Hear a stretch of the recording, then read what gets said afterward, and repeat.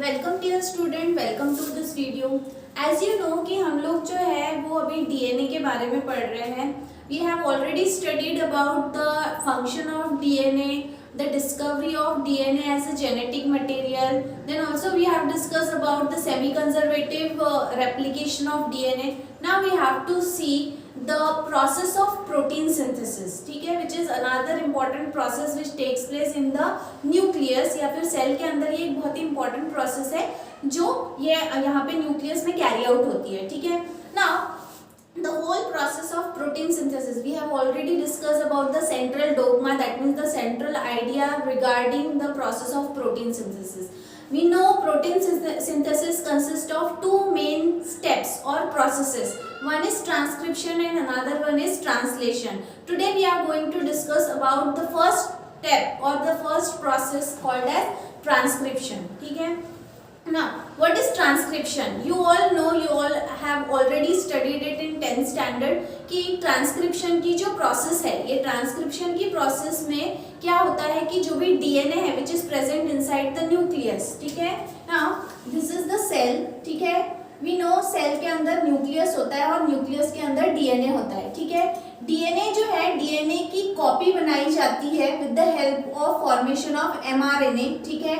MRNA form होता है nucleus के अंदर, बट ये जो भी मैसेज है ये एमआरएनए के फॉर्म में कहाँ आता है? न्यूक्लियस के बाहर आता है, ठीक है। मतलब जो भी डीएनए के पास में इंफॉर्मेशन है regarding the protein formation which is important for your body, as we have already discuss की हम जो है वो हमारे डेली लाइफ में या डे टू डे डाइट जो है हमारा डेली डाइट, उसमें हम प्रोटीन ऑलरेडी हम रेडीमेड प्रोटीन कंज्यूम करते हैं।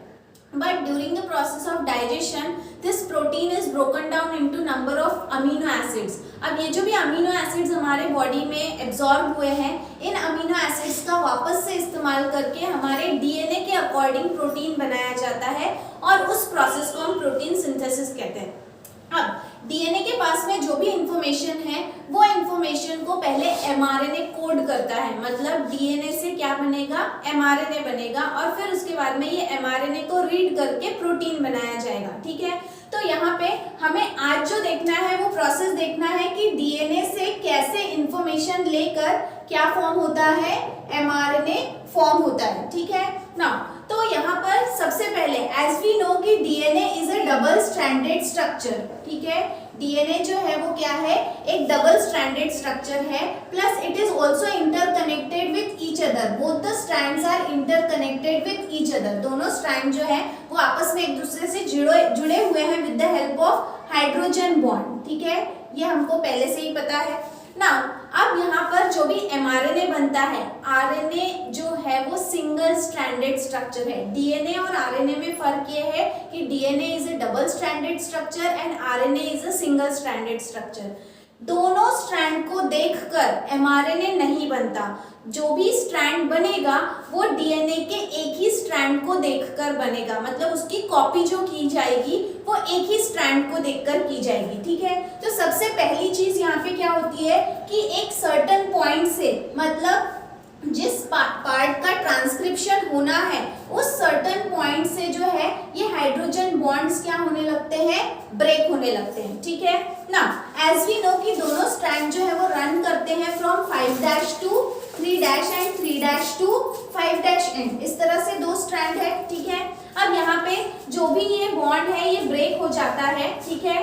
अब जो भी ये पूरी प्रोसेस है during the process of transpiration, यहाँ पे जो भी ट्रांसक्रिप्शनल यूनिट्स हैं, ये ट्रांसक्रिप्शनल यूनिट्स बहुत ज्यादा इंपॉर्टेंट रोल प्ले करते हैं।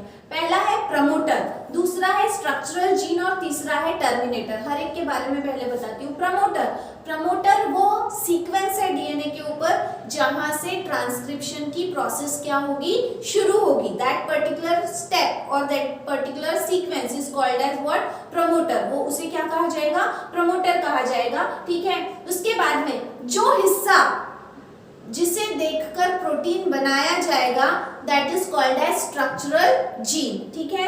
एंड द लास्ट पार्ट, वो सीक्वेंस जहां पर आकर ये प्रोसेस क्या होनी है? स्टॉप होनी है, टर्मिनेट होनी है, खत्म होनी है, वो सीक्वेंस को क्या कहा जाएगा, टर्मिनेटर। ठीक है, तो इन दिस वे जो भी ट्रांसक्रिप्शन की प्रोसेस है उसमें ये ट्रांसक्रिप्शनल यूनिट्स जो है वो इंपॉर्टेंट रोल प्ले करते हैं। एक है प्रोमोटर, दूसरा है स्ट्रक्चरल जीन और तीसरा है टर्मिनेटर। अब देखो वापस आते हैं यहाँ पे कि जैसे मैंने बताया आपको कि यहाँ पे डीएनए जो डबल स्ट्रैंडेड स्ट्रक्चर है, पहले ये दोनों स्ट्रैंड जो आपस में जुड़े हुए हैं इन्हें सेपरेट करना जरूरी है। ठीक है, देन सेपरेट करने के बाद में जो भी सेपरेशन होगा, ये सेपरेट करने के बाद में यहाँ पर दोनों स्ट्रैंड जो अलग हो जाते हैं, इसमें से एक स्ट्रैंड जिसे देखकर क्या बनने वाला है, mRNA बनने वाला है, that strand is called as template strand. ठीक है, और दूसरा स्ट्रैंड जो उसकी कॉपी रहेगा, देखो जैसे फॉर एग्जांपल ये एक स्ट्रैंड है। ठीक है, डीएनए का ये एक स्ट्रैंड है और ये एक स्ट्रैंड है, यहाँ पे A T G C T. ठीक है, इसका कॉम्प्लीमेंट्री स्ट्रैंड क्या रहेगा, यहाँ पे रहेगा टी ए सी जी ए। ठीक है ना, ये एक स्ट्रैंड है जो 5' से 3' रन हो रहा है और दूसरा है 3' से 5' रन हो रहा है। ठीक है ना, अभी देखो ये दोनों स्ट्रैंड जब आपस में जुड़े हुए थे, ठीक है, लेकिन अब ये क्या हो गए, सेपरेट हो गए। सेपरेट होने के बाद में एक जो स्ट्रैंड है, ठीक है, ये इनमें से एक स्ट्रैंड क्या कहलाएगा, टेम्पलेट स्ट्रैंड कहलाएगा और एक स्ट्रैंड क्या कहलाएगा, this will called as coding strand. अब कौन सा वो स्ट्रैंड है जिसे हम टेम्पलेट स्ट्रैंड कहेंगे और कौन सा वो स्ट्रैंड है जिसे हम क्या कहेंगे, कोडिंग स्ट्रैंड कहेंगे। अब देखो यहाँ पर जो भी प्रोसेस स्टार्ट होती है, जो भी mRNA फॉर्मेशन की प्रोसेस स्टार्ट होती है, दैट स्टार्ट फ्रॉम 3'। ठीक है, वो कहाँ से शुरू होती है, 3' से शुरू होती है। मतलब इसको देखकर जो mRNA बनेगा तो T जो है उसके सामने क्या रहेगा, A। अब एज वी नो कि डीएनए में जो है वो थाइमाइन होता है और आरएनए में क्या होता है, थाइमाइन की जगह यूरैसिल होता है। तो यहाँ पे A के साथ में क्या पेयर करेगा, U, फिर G C, फिर यहाँ पे क्या रहेगा, U। ठीक है, तो यहाँ पे ये जो स्ट्रैंड है जिसे देखकर ये बन रहा है, ऑब्वियसली 3' को देखकर बनेगा तो इसे क्या कहा जाएगा, 5' और 5' को जो एंड देखकर बनेगा that will be called as 3'। ये क्या है, दिस इज mRNA जो फॉर्म हुआ है, किसको देखकर फॉर्म हुआ है, ये स्ट्रैंड को, जिसे हम क्या कहेंगे, टेम्पलेट स्ट्रैंड। ठीक है, और जिस स्ट्रैंड को देखकर नहीं बना है, क्योंकि देखो ये स्ट्रैंड और ये स्ट्रैंड बिल्कुल सेम है, ए, सिर्फ फर्क इतना है क्योंकि यहाँ पे टी नहीं होता, यू होता है, देन सेम जी, सी, टी। मतलब ये दोनों जो है वो एग्जैक्टली सेम है, इसलिए इसे क्या कहा जाएगा, coding strand. This will called as what, coding strand. ठीक है, ये एक चीज हो गई। अभी देखो यहाँ पे सेपरेट तो हो गए, अब हमको ये भी पता चल गया कि किसे हम टेम्पलेट स्ट्रैंड कहेंगे, जिसे देखकर mRNA बनेगा उसे हम क्या कहेंगे, coding strand, sorry template strand, और जिसे देखकर नहीं बनेगा that will be called as coding strand. अब ये पूरी प्रोसेस की शुरुआत कौन करता है, ऑब्वियसली प्रोमोटिंग साइट से ही ये शुरुआत होगी, लेकिन ये प्रोमोटिंग साइट पे ऐसा क्या होता है जिसकी वजह से mRNA फॉर्मेशन होता है। तो यहाँ पर एक एंजाइम जो है वो यूज होता है जिसे कहा जाता है DNA dependent RNA polymerase, DNA dependent RNA polymerase enzyme, इसका इस्तेमाल होता है। ये हमेशा कहाँ पे अटैच होता है, it always attaches to the 3' end. वो हमेशा कहाँ पे अटैच होता है, 3' एंड पे अटैच होता है। ठीक है, अब अगर यहाँ पे 3' है, ऑब्वियसली ये है तो ये 3' है, ठीक है, और ये अगर टेम्पलेट स्ट्रैंड है तो ये कहाँ पे अटैच होगा, 3' एंड पे अटैच होगा।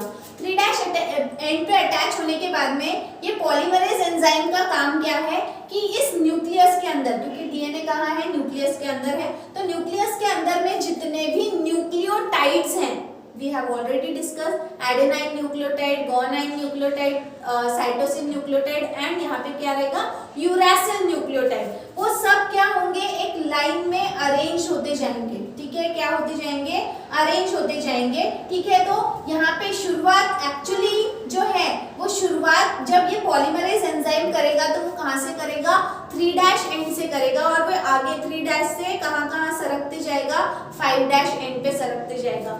एज अ रिजल्ट जो mRNA तैयार होगा वो mRNA 3' के सामने क्या तैयार होगा 5' और 5' के आगे क्या तैयार होगा 3'। ठीक है, मतलब ये किस डायरेक्शन में तैयार हो रहा है, इसका डायरेक्शन ऑफ फॉर्मेशन क्या है 5' to 3'। ठीक है, सो यहाँ पर जो भी ये पूरी प्रोसेस है इसकी स्टार्टिंग किससे होगी, RNA polymerase enzyme which will attach to which site, कौन से जगह पे ये अटैच होगा, प्रमोटिंग साइट पे अटैच होगा। उसके बाद में जो बीच के हिस्से को वो रीड करेगा, ये जो बीच का हिस्सा है उसे जो रीड करेगा that will be called as what, structural gene.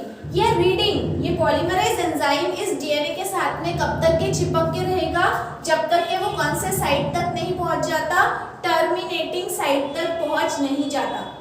ठीक है, मतलब डीएनए का कुछ ऐसे सीक्वेंस होते हैं जिसे टर्मिनेटिंग साइट कहा जाता है, कुछ ऐसे सीक्वेंस होते हैं जिन्हें प्रमोटिंग साइट कहा जाता है। प्रमोटिंग साइट पे RNA polymerase enzyme starting point पे चिपकेगा, अटैच होगा और फिर वो वहां से डीएनए को क्या करते जाएगा, रीड करते जाएगा। जैसे जैसे वो डीएनए के सीक्वेंस को रीड करेगा उसके हिसाब से उसको देखकर उसके अपोजिट कॉम्प्लीमेंट्री न्यूक्लियोटाइड्स जो है वो मिलकर क्या फॉर्म करेंगे, एमआरएनए फॉर्म करेंगे। ये सब सिलसिला कब तक के चलते रहेगा, जब तक के वो कौन से साइट तक नहीं पहुंच जाते, टर्मिनेटिंग साइट तक नहीं पहुंच जाते। जैसे ही वो टर्मिनेटिंग साइट पर पहुंचते हैं वैसे ही ये आरएनए पॉलीमरेज एंजाइम जो है वो डीएनए को छोड़ देता है। ठीक है, वो वहां पे डीएनए से क्या हो जाता है, it detaches from the DNA strand, DNA से वो डिटैच हो जाता है, अलग हो जाता है, जिसकी वजह से जो भी ये एमआरएनए तैयार हुआ है ये एमआरएनए नीचे गिरने लगता है। ठीक है,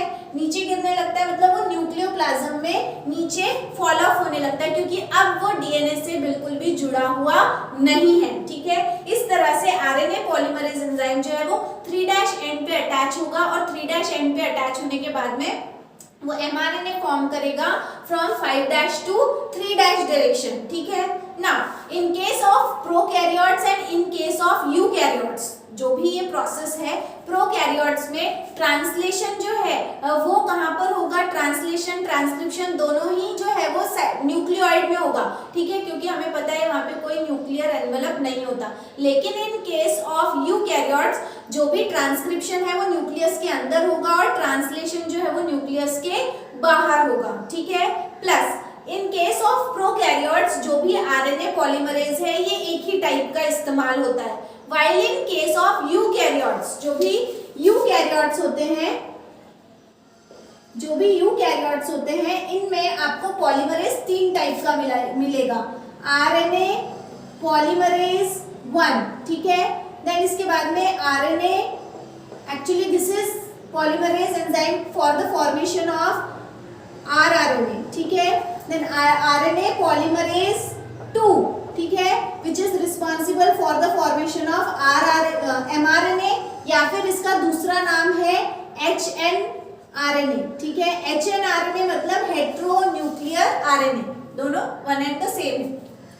एंड तीसरा है आरएनए पॉलीमरेज 3। ठीक है, RNA polymerase 3 is responsible for the formation of tRNA. ठीक है, टीआरएनए के लिए टीआरएनए का दूसरा नाम है, tRNA is also called as snRNA. ठीक है, तो स्मॉल न्यूक्लियर आरएनए। इस तरह से 3 in case of eukaryotic cell 3 type के पॉलीमरेज एंजाइम है। तीनों टाइप जो है वो अलग अलग काम के लिए रिस्पॉन्सिबल होते हैं। Type 1 is responsible for the formation of rRNA, type 2 is responsible for the formation of mRNA and type 3 is for tRNA। ठीक है, now अब आगे बढ़ते हैं इन केस ऑफ ट्रांसक्रिप्शन। ट्रांसक्रिप्शन में क्या हुआ, डीएनए के टेम्पलेट स्ट्रैंड को देखकर एमआरएनए बना। एमआरएनए की शुरुआत हुई प्रमोटिंग साइट से, बीच का जो हिस्सा है उसे स्ट्रक्चरल जीन कहा गया और जहां पर आकर ये खत्म हो गया और डीएनए से ये मतलब जुदा हो गया, अलग हो गया, डिटैच हो गया, उसे कहा गया है टर्मिनेटर। ठीक है, इसके बाद में in case of prokaryotic cell जो भी एमआरएनए तैयार हुआ है उसे फर्दर मैच्योरेशन की कोई आवश्यकता होती नहीं है, किसमें, प्रोकैरियोट में। लेकिन अगर यूकैरियोटिक सेल है, ठीक है, तो यूकैरियोटिक सेल में जो एमआरएनए बना है ये mRNA जो फॉर्म होता है वो फॉर्म होता है इन द फॉर्म ऑफ कुछ डार्क लाइंस होते हैं, कुछ फेंट लाइंस होते हैं, ठीक है। डार्क लाइन, फेंट लाइन, डार्क लाइन, फेंट line. This is 5' and and this is 3' and, ठीक है। अब जो भी ये mRNA तैयार हुआ है किसमें, यूकैरियोट्स में, तो ये यूकैरियोटिक जो mRNA है इट नीड फर्दर मॉडिफिकेशन, इसे और भी मॉडिफिकेशन की आवश्यकता है।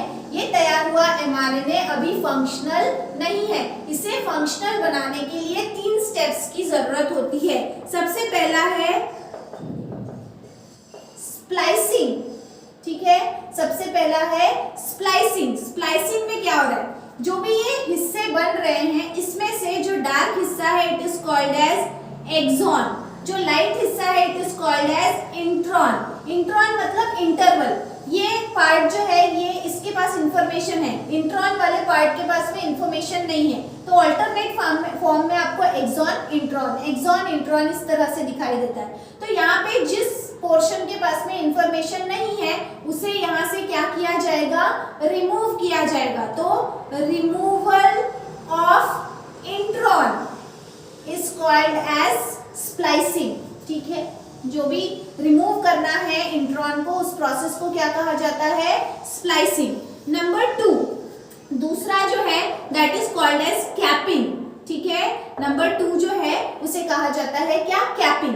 कैपिंग मतलब क्या, हेड एंड कौन सा है इसका, 5' एंड जो है वो उसका क्या है, हेड एंड। हम कैप कहाँ पर पहनते हैं, सर के ऊपर, तो जो भी इसका हेड है वो कौन सा है, 5' एंड। और 5' एंड पे यहाँ पे जो है वो मॉलिक्यूल्स अटैच होंगे।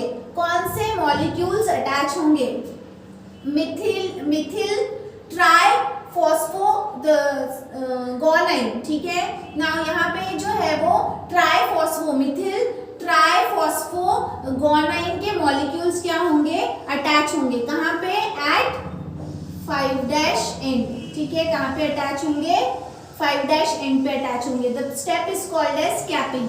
और सबसे लास्ट में है टेलिंग। सबसे लास्ट में क्या है, टेलिंग। टेल एंड कौन सा, हेड एंड अगर 5' है तो टेल एंड क्या रहेगा, 3'। ये क्या है, head, this is what, tail, ठीक है। तो टेल एंड पे क्या होगा, जितने भी न्यूक्लियस के अंदर में जितने भी बचे हुए एडेनाइन है वो सभी एडेनाइन के रेसिड्यू जो है वो कहाँ पे अटैच हो जाएंगे, 3' एंड पे। तो यहाँ पे क्या हो रहा है, 3' एंड पे क्या अटैच हो रहे हैं, पॉली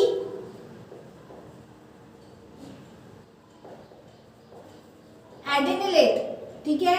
पॉली एडेनिलेट मतलब एक से ज्यादा, जितने भी बचे हुए एडेनाइन है वो सभी के सभी कहाँ पे अटैच हो जाएंगे, 3' एंड पे। ये तीनों स्टेप होने के बाद में जो mRNA तैयार होगा, now that mRNA is ready to form protein, मतलब टू प्रोसीड द ट्रांसलेशन, मतलब आगे ट्रांसलेशन के लिए ये mRNA अब क्या होगा, तैयार होगा जब वो ये तीनों स्टेप से क्या हो चुका है, गुजर चुका है, ठीक है। So in this way transcription which is the first step of what, protein synthesis. पहली स्टेप जो है प्रोटीन सिंथेसिस की। अच्छा, अब ये पूरी स्टेप जो है ये 3 स्टेप्स में कैरी आउट होती है, मतलब transcription is carried out in 3 step. सबसे पहला जो है दैट इज इनिशिएशन। इनिशिएशन मतलब जब प्रमोटर जो है वो प्रमोटर साइट को कौन अटैच करेगा, RNA polymerase enzyme, that step is called as initiation. फिर धीरे धीरे जब जो न्यूक्लियोटाइड्स हैं वो एक साथ में जुड़ने लगेंगे और mRNA एक लंबा mRNA बनने लगेगा, the step is called as, मतलब जब स्ट्रक्चरल जीन फॉर्म होंगे the step is called as elongation. और सबसे लास्ट में जब टर्मिनेटिंग साइट पे आएंगे और यहाँ पे जो पॉलीमरेज एंजाइम है वो DNA को छोड़ देगा, that step is called as termination. मतलब the whole process of transcription की जो पूरी प्रोसेस है it is carried out in 3 steps, ठीक है। पहला क्या है, इनिशिएशन, ठीक है। दूसरा क्या है, इलॉन्गेशन, और तीसरा क्या है, टर्मिनेशन, ठीक है। ये तीनों स्टेप होने के बाद में क्या होगा, in case of eukaryotes modification होगा, मॉडिफिकेशन, ठीक है। Modification is consist of 3 steps. कौन कौन से 3 स्टेप्स हैं? These are the 3 steps, splicing, capping and tailing. इसके बाद में जो mRNA तैयार होगा, now that mRNA is ready for another step called as translation, ठीक है। तो इस तरह से आज हमने देखा ट्रांसक्रिप्शन। इसके बाद वाले जो वीडियो है उसमें हम देखेंगे ट्रांसलेशन के बारे में। Till then thank you very much.